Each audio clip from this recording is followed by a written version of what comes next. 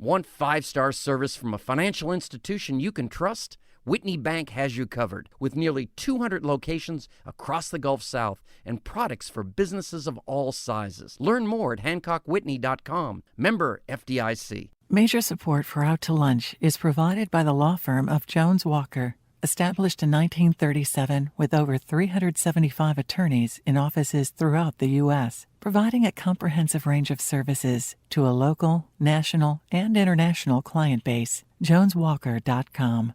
Additional support comes from Wyndham Garden Lafayette by Short & Associates, legal recruiters in Louisiana and Texas.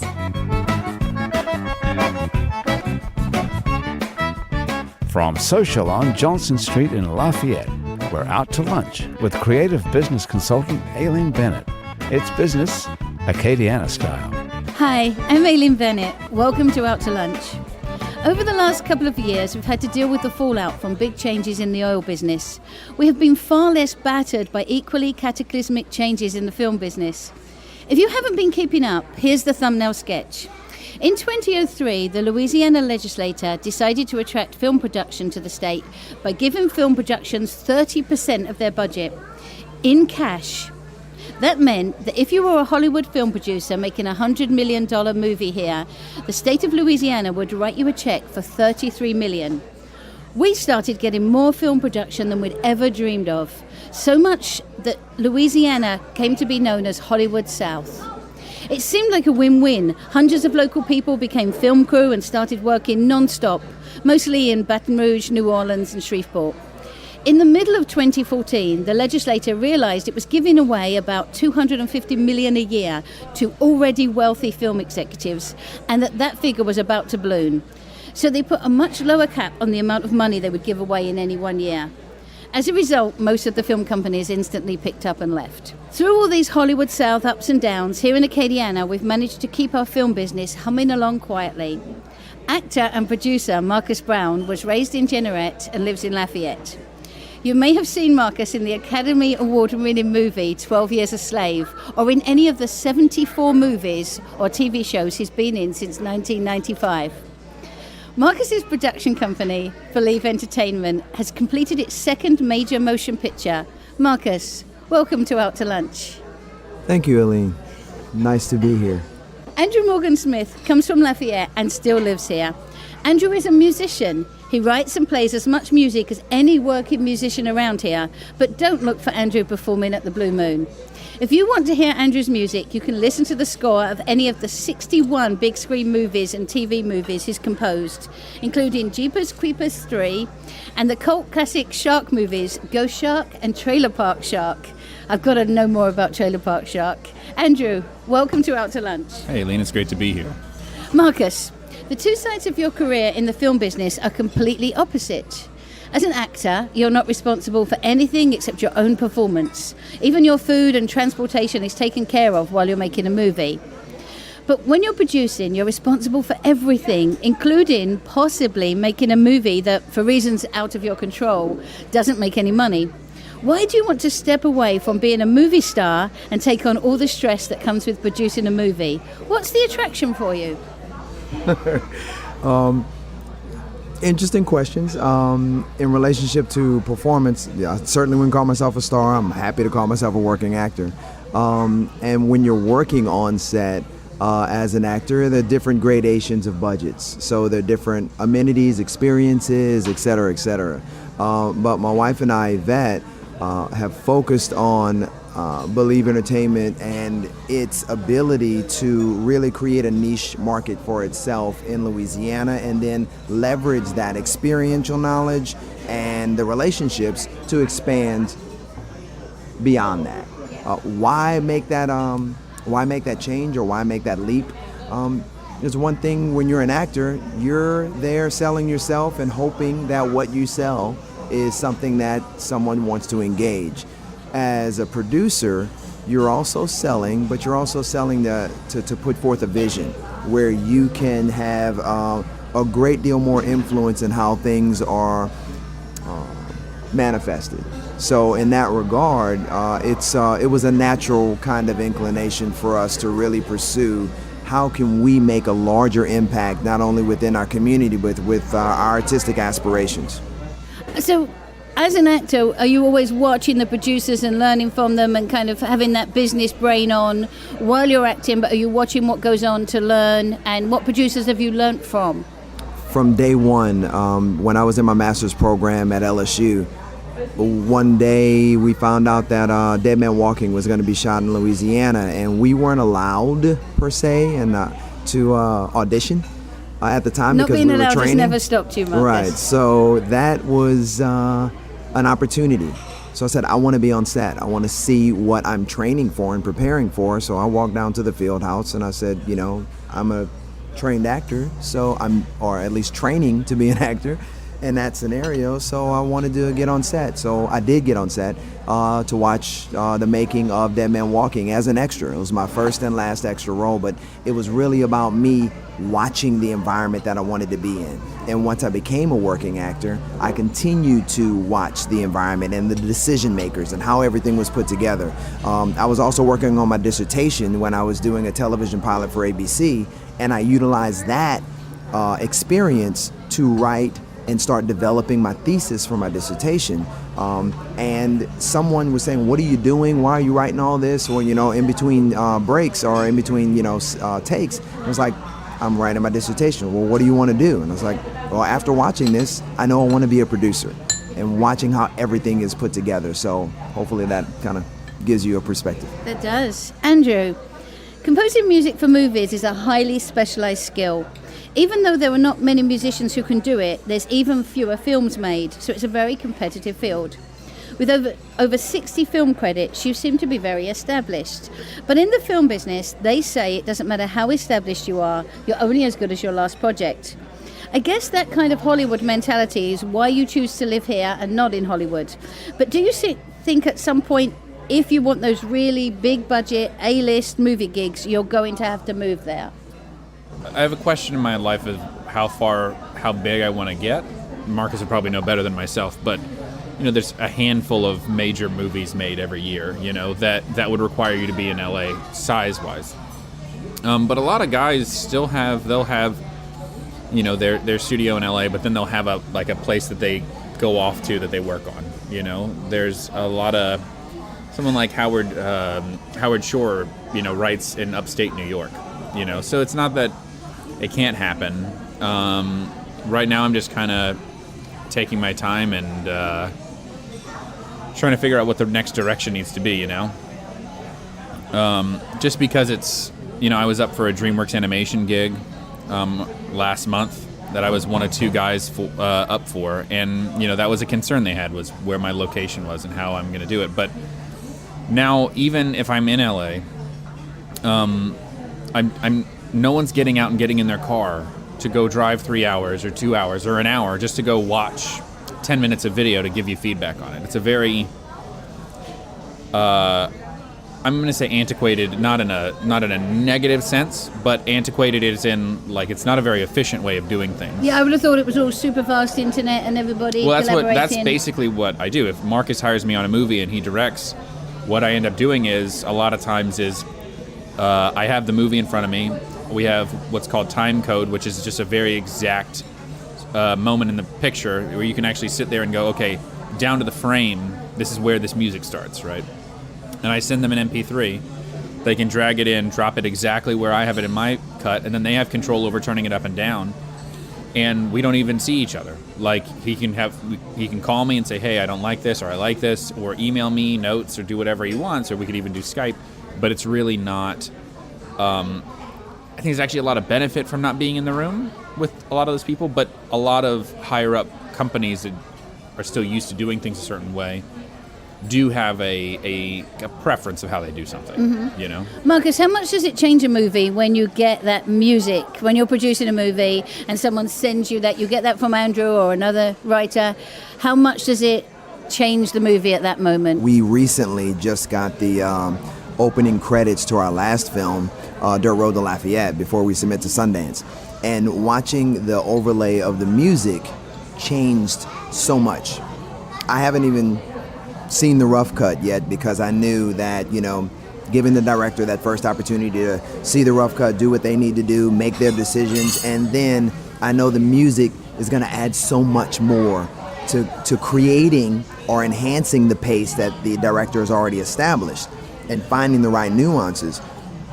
But as Andrew was saying, as an actor, most of the ADR work I do. ADR is automated dialogue replacement. So when I'm on a set or wherever and there's residual noise, sometimes my delivery is not as clear as they would like it to be in the final cut. So I'll go into a studio, watch myself say the words and try to mimic exactly the feeling on the day. Not trying to enhance the performance, but just give them exactly what I gave them on that day to make a clean recording. All of that's done digitally. We'll have a director in LA or wherever that director may be. I'll be somewhere in Louisiana. Usually, sometimes when I'm already on set, we'll book something in another location, and all of it's coordinated in remote locations. We're sold that Hollywood dream. You're meant to be, when you're 18, you're meant to get on a bus with $10 in your pocket and arrive in Hollywood and get established. You risk it all to go somewhere else. And I think there's a bonding element. Two people in Los Angeles of we've all uprooted ourselves and moved. We've worked, we've worked as a waiter in this restaurant. We've paid our dues. Yeah. We've been through the knocks and the... And the industry, and even for actors, it's well, if you're a real actor, you would be in Los Angeles, as opposed to in another location. So both of you are involved in this industry that does have that whole, I want to be famous, I'm going to do that. But both of you are also very logical and business-minded. So what do you just say to someone when they talk about just, if I can find my passion, then everything just magically clicks into place? after you've laughed, obviously. Yeah. Well, I think, I did a guest lecture this week, actually, at SOCC in a business class. And one thing that I kind of reiterated was that organization, planning, reevaluating your plan, and making those adjustments are key. But having a path, what are your goals? And setting those goals and finding the path, reverse engineering it from that goal back to where you are now, and then reevaluating that path is key. And let's just say you want to go 100 miles to this destination and you're moving on that path. Let's just say at some point you get to 75 miles. You're able to see your progress. You got 25 miles left to get to that goal. Maybe or maybe not, you might not get to that 100-mile mark, but you had a great journey on the way and you can actually make the adjustments necessary. I think part of that movie industry is also there's a whole parental push. So when you were a little boy playing Star Wars in your backyard, isn't that the story? Yep. Your parents didn't jump in and decide that you were going to be a movie star. How did they feel when you told them you wanted to be an actor? Well, I was an actor in high school. And we did speech and debate. I competed, traveled every weekend almost to speech and debate tournaments. When I got to LSU, I went through a number of different majors, and it was my wife Yvette actually who said, I can see you're kind of struggling with what you want to do. I went through 6 different majors. What do you want to do? And she was like, I really want to act. She was like, well, then do it. And it was the first time that I had gotten the permission to be able to look at pursuing something that I really wanted to pursue. And there were concerns from my parents, well, how are you going to eat? They're educators. They've been, lifelong educators. So in that scenario, it was a challenge. But making that leap was important, and having the support system to make that leap is key. You're listening to Out to Lunch. I'm Aileen Bennett. I'm talking with actor and film producer Marcus Brown and film score composer Andrew Morgan Smith. What about you, Andrew? Did you ever just want to be a rock star, or was there always this kind of sensible business side to your creativity? So for a long time, I thought I was going to do engineering. I always loved how things functioned and how things worked, and enjoyed seeing all that. But I really at a point where I was in high school, and I always had loved film music, and I had grown up doing music, for started piano lessons when I was in first grade. So I had been, and my dad, who became a lawyer originally, he had he was a tuba performance major, and then became a journalist, and then he went to law school because he thought it would make him a better journalist, and then he became a lawyer. So he definitely had a very colorful background, but he, I was thinking about doing this, and then I saw Pirates of the Caribbean, and for some reason that movie clicked with me musically clicked with me, and I saw it a bunch, and I ended up saying, "Well, I'd really love to do this," and I started looking at it from a like, how would I do this, right?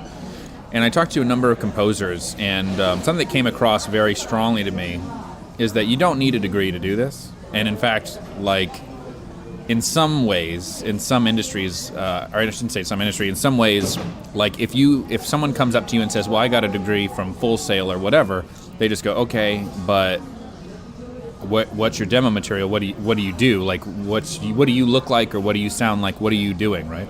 You said you talked to a number of producers. Where do you just find producers to go and talk to? Well, this was a few composers, so it actually just kind of worked out where I had met. You just happened to know some. Well, actually, my aunt and uncle who live in Richmond, Virginia, knew a composer. He went to their church, and so we were visiting them, and they were like, "Hey, we know this composer. You want to go talk to him?" And I said, "Hey, sure, that'd be cool." And his name is John Keltonic. He's a really nice guy, really good composer. And I go up there, and we went to his house, and we were talking, and he was basically like, he's like, "You don't need a music degree for this, Like, he's like, "I have I think it was a psychology degree. I could be totally wrong, but he had some other degree." And he was like, I kind of fell into this, and I decided that this is what I wanted to do. Both of you have got successful careers in like some kind of craft, music, acting. How much do you still practice your craft? How much do you still have to learn, and how much time do you put into that? Or are you at a stage where it's like, "No, I've got it now, and I don't have to do that"?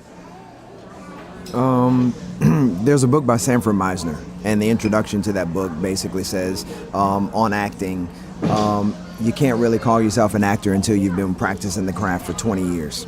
And rereading... And how long do you have to go, Marcus? Well, I've recently, let's just say, passed that point, and rereading that book gave me the comfort and confidence to know that it is an ongoing lifelong learning process, and sharing that with other individuals is key. And Andrew, do you still play just for fun, or to practice and get better at what you do, or is it all just computers these days? I play in a group in town. I play in a big band, but I would love to play more in a non-work-related situation. But I play, I'll like record myself playing stuff at work, and I feel like it really has become a little bit of it's a job, music you can be passionate about music, and I can be very passionate about what I'm writing, but it's very draining, and it's sometimes hard. Like, people will ask me, like, "Well, what do you listen to whenever you're in the car?" And I'm like, well, and it sounds weird. This show, obviously. Yeah, 100% out to lunch all day long. But also, in addition to that, I listen to like top 40, and people are blown away. Like, they look at me like I'm crazy, but it's because it's very simple, it's very easily accessible, whereas what I'm doing all day long is very like conceptual, and it's not something that's necessarily easily accessible very quickly. So and I'm actually kind of looking around for hobbies, but doing something a little different. Marcus has got some suggestions after the show. Really? Marcus, Andrew, this is the part of the show that we call Another Great Idea. Maybe you've got a friend like this, someone who's always got a great idea for you. They tell you about this job you should apply for, or that guy you should have a cup of coffee with, or a great investment opportunity that you should jump on now. You can take advice like this and it turns out to be a disaster. You can dismiss this advice and miss out on something that might have turned out really great. Or you can take your friend's advice and it turns out to be the best thing that ever happened to you. Do you have an example in your life or career of a friend who has a great idea for you? Did you take their advice? How did it turn out? Well, what's interesting is that question particularly is coming full circle to me right now. A couple of years ago, I did a show, a movie called Big Mama's House 2. And one of the individuals was Dan Lauria that I worked with. And we were in the hotel. Dan Lauria was the dad on the Wonder Years. And, we saw each other in the gym. And he's like, "Hey, how's it going?" We kind of connected. We didn't know one another. And he's like, "Let's grab some dinner." I can imagine you were on the treadmill next to each other. I forgot what I was doing, but probably weights. I'm not a big treadmill fan. Looking in the mirror. From time to time. Thank you, Aileen. Is this recording? So he invited me to dinner, and basically, said, of course, you got a veteran actor. I'd love to, pick your brain. And one of the things that he shared with me was that, what do you want to do? And I told him, as an actor, I also want to produce and kind of set my own destiny, really. And he said, remember this, you don't have to do everything. There are so many individuals who are talented in so many different areas that you can engage them to achieve your vision. And for example, writers, it's like you don't have to write the screenplay yourself. There's so many writers that want an opportunity to write. If you tell them what you want to see, they'll be happy to do that for that opportunity. And I really took that advice, and I'm about to start another project called The Eagle and the Albatross in Pennsylvania. And the director, we did some work about a year and a half ago on a project called Heart Baby that'll be in theaters this fall. And he gets his little promos in just there. as organically as possible, but thanks for calling attention to it. But then after that point, she said, hey, our lead is Dan Lauria. I said, oh, I worked with him, years ago. He really gave me some sage advice. And I said, well, what did he tell me? And I shared the story with her. And I really look forward to sharing that experience and how much it had an impact on me. That finding the right people and connecting with the right people and not thinking you have to do it all yourself. And I'm still learning that. Even, working with Yvette, my wife, and finding the different parts and what complements one another and everything else. Finding the right people, giving them the opportunity, providing them with the opportunity is really, really key. Andrew, what great advice have you taken or completely ignored? Quick question to Marcus. Do you think he'll remember giving you the advice? Oh, no, probably not. He'll remember me and the experience, but he's like, I said that? Yeah. As long as he's I'm not surprised. like, I was totally drunk. Or no, not Dan. What if he says, I said that? Oh, no, I didn't mean that. Yeah. Never do that. That's terrible advice. It's like, wow. I was like, you've set my whole life entire on a life. path. What do I do now? It's like Forrest Gump and everybody's running behind him. He's well, what now? You stop running. Yeah. I'm glad Marcus had a work answer for this, because mine is as well. I've had some really interesting, really interesting advice about, what to do as a composer. Whenever I was in high school, whenever I first decided, hey, I want to, I'd love to, thank you very much, I'd love to pick up, writing music. And my band director, who I really like, he's a great guy, but he was like, well, write what you know, write band music. And I was like, well, but it's not what I really want to do, And then in college, they were doing the first festival. I'm going to say it's IDX, but it was like IDX or something. And they had a film music panel, so I was like, oh, awesome, I'm going to go. So a friend of mine who also wanted to be a film composer, we both went to this panel, and it was much more like how to get your music into film. It was a little more music supervisor oriented. Well, there was a guy on the panel who was a composer or had done stuff with composition, and we went over to him afterwards. We were like, we both really want to be a film composer. And he goes, and we were like, well, do you have any advice for us? He's like, stick to your roots, write Cajun music. And we were both like, all right. And down the road, I ended up replacing him as people who he was working with. And it's common advice given to us. It's write what you know, do what you know. What have you guys done that you didn't know how to do? Everything. For me, it's literally, I often have conversations where I get, the director calls me and says, and actually it's happened to me on the last few TV movies I've done. The company that I work for has really gotten into doing very genre-y shark movies. So Trailer Park Shark? Well, so like Trailer Park Shark or Ozark Shark or Mississippi River Shark or whatever. And even I'm about to do a Christmas movie that takes place in Mississippi. And is it like Christmas Shark? No, it's not Christmas Shark. But unfortunately, I think we might have an idea to talk about, Marcus. But Santa Shark. So many times I get a phone call that says, "Hey, we really want blues on this, or we really want bluegrass on this, or we really want XYZ." And do you just say yes? And then we can do that? pretty much you say, "Sure, I'll see what I can do," and then I hang up the phone and I Google it. Marcus, do you say, if there's a role you think you want, do you say, yes, I can do that? If they say, can you ride horses? Can you jump from planes? Are you the person that says yes and then goes to find out how to do it? Sometimes. What have you said yes to that you... Didn't say, well, I said yes, for example, for different scenarios, but, one director said, hey, can you ride a horse? Yes. Can you ride a horse in water? I'm not afraid to. There was another film that said, can you play golf? Yes. You didn't ask how well I played golf. So did you immediately sneak off for golf lessons? let me give you one that I did. This is just between us. Yeah, well, yeah, exactly. Yeah, that's right, because we're not recording. Right. Would you feel comfortable being in a horror movie, and have you had any experience being a coroner? I was like, I will. And I went and interviewed a few coroners in town and made those connections. Very interesting lifestyle, very interesting experiences that they've had. They still get scared, just to let you know. It's still. And so, playing one in a horror movie was key. And having those insights, going out, that's the fun part. Making the time to learn new things in order to become more proficient at what you're being asked to do. The film business, at the end of the day, is just another business. It comes with the same stresses that come with any business, maybe more.